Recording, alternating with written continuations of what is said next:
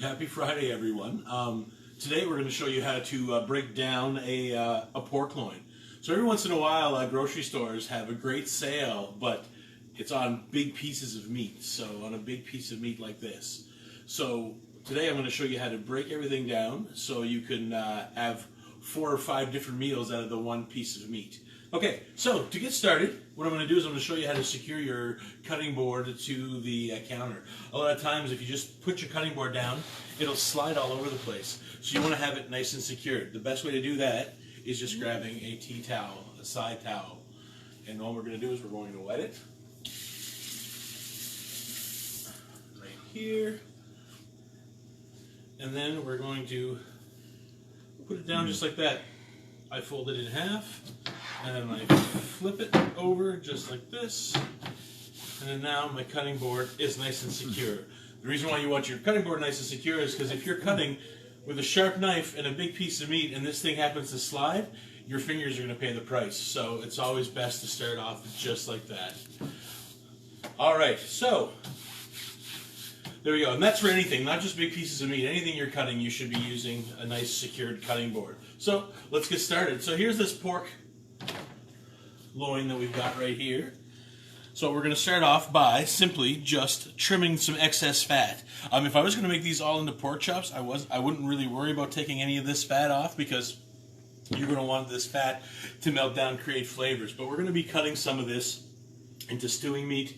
We're going to show you how to make a roast and show you how to make some nice pork chops. Some thick ones and then some nice thin ones that we can use to make schnitzel or a parm or something out of. So all you really need is your chef knife. You can use a boning knife if you want, but you may not have that, and everyone's got a chef knife of some kind.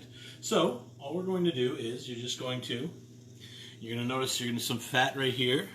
You're just going to cut lightly into it and then pull it up with your fingers. And now you're going to see this here, and this is called the silver skin. So all we're going to do is pull like that and just work your knife, trying not to take too much meat off of it. Take a little bit of meat, that's okay, but try to pull off like that. And then once it's kind of like this, and don't worry about pulling stuff around like that, then you just get your knife right underneath and then just start pulling stuff off like that. Now, I was talking about silver skin. Silver skin is like a connective tissue. So what it does is that it becomes tough when it cooks and it shrinks up the meat. So what you're going to want to do if you're trying to pull all the fat off of this is you're going to try to peel as much silver skin as you can from the piece of meat when you are doing it. So there we go. We'll just trim this up real quick. And again, just always move the piece of meat to where it's comfortable for you. That way things won't get cut. There you go. Amanda says good morning. Good morning, Amanda. And thank you for tuning in. There we go. There.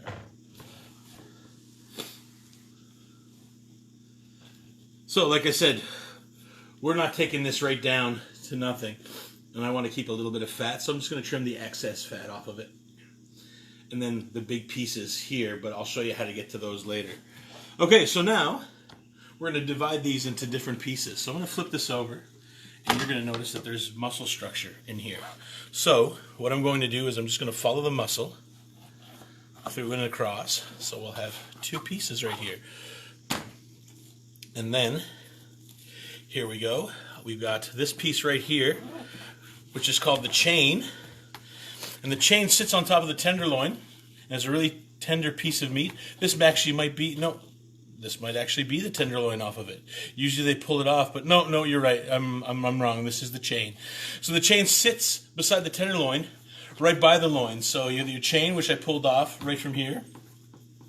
Your loin, and your tenderloin kind of pockets right up in here. Take the tenderloin off, which is left with the loin. So you pull the chain off, right like this, and we'll use this for stewing meat. And this right here, what you could do with it is just tie it up and roll it up, and you've got yourself a nice little roast like that if you want to.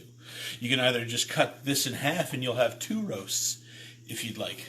So I've got no real use for a roast, but I do use a lot of stewing meat, and we do give a lot of meat away when we can to our clients here at the Greener Village. So it's more apt to cut this down and break it down into stew meat.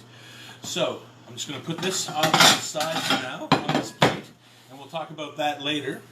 And then we'll just simply cut things into stew meat. So you're going to see there's other big chunks of fat that I'm just going to attack now that I know where to get at them.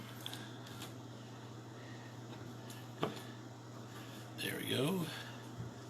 And fork fat, I mean, there's no real other use for this, so you can just, it's not good for stock, makes everything oily, so you toss that. And it's simply just really cutting your pieces into manageable cubes. I mean, it's as simple as that. It's not rocket science. You could cut these into chops if you'd like as well, but I find these nice pieces with a lot of intermuscular fats and stuff like that tend to work better for your stew beef. And then you just cube it. Cheryl says good morning as well. Good morning, Cheryl. And Roxana loves you. The videos are awesome. Thank you so much. My head's going to swell, guys, so here we go. And I'm glad that someone's learning and I'm not just shouting out into open air. And Amanda wants to know how the peppers fared. How the peppers fared? We did really well.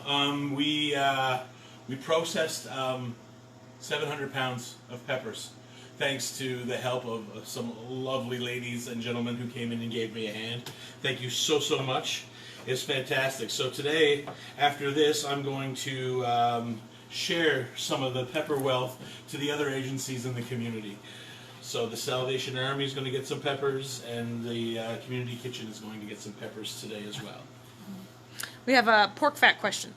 Cheryl buys pork fat for baked beans. Is this the same fat, and could she use this for baked beans?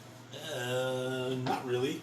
No, the pork fat you're using probably has a little bit of salt, or you're looking at back bacon. So you're buying that back fat, and it's more of a belly fat, and belly fat's a lot better, and it has a lot more flavor than just this top fat does. So this is really no real use. You can try it. I mean, I've never seen a use for it, but yeah, your belly fat's the better fat.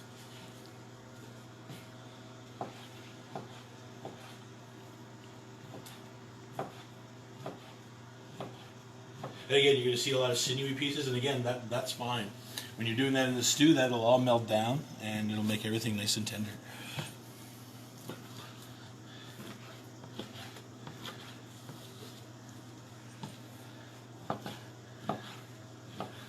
There we go.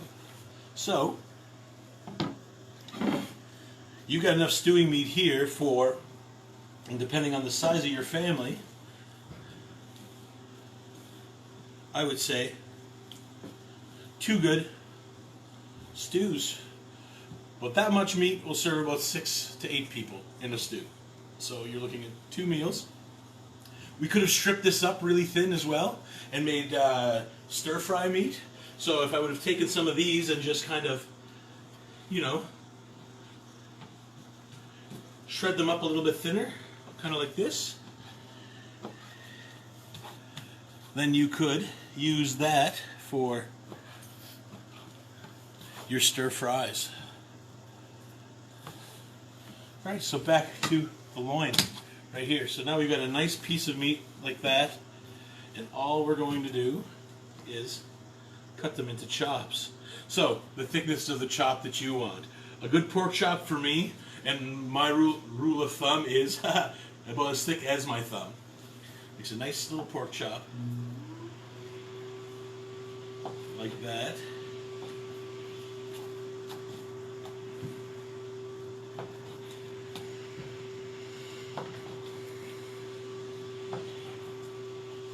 So there's 5 of us in my family, so we've got 5 chops right here. My son is a growing boy, so he's going to have 2.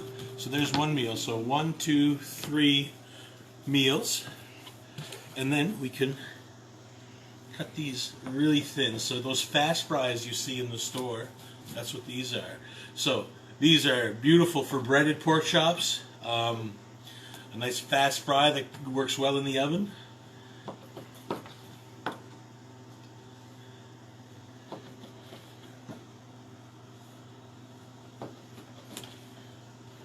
And what's nice is if you find that it's too, you're finding it slippery and you don't know if you'll be able to get another chop because it keeps on rolling on you like that, that's okay. Then you're done making pork chops. And then you just use the excess and, again, turn them into stir-fry meat. Now, what I didn't touch on and what I should talk about is when you're cutting your pork chops, you want to cut against the grain. So you'll notice that this is short grain, it's against the grain. If I cut with the grain, you would see long streaks, and I don't have any pieces here where I have, but always when you're cutting meat, cut against the grain, because when you're cutting against the grain, you're shortening the fibers, which means that when it cooks, it'll be nice and tender. There you go. There's the difference. You see there's a long grain structure right here because we cut that way. So that'll make the meat tougher. So you're always looking to cut against the grain when you're cutting into roasts and things like that. So there you go, guys. There is breaking down a piece of meat, and now we've got one big piece of meat that we can break down to different meals. So for me, as a family of 5, I've got 1, 2, 3, 4 meals and some leftover lunches that we can have for a really cheap price. I think that we picked this one up, or last week I picked up something similar for anywhere from $17 to $25. I think it was like $2 something a pound. So when those things are on sale, you go ahead and you get that. And then from there, you just grab a Ziploc bag, or if you have a vacuum sealer, you put what you want in there, and then you seal it, and you toss it back into the freezer and use it when you need to. Okay, thank you very much, and we'll see you next week.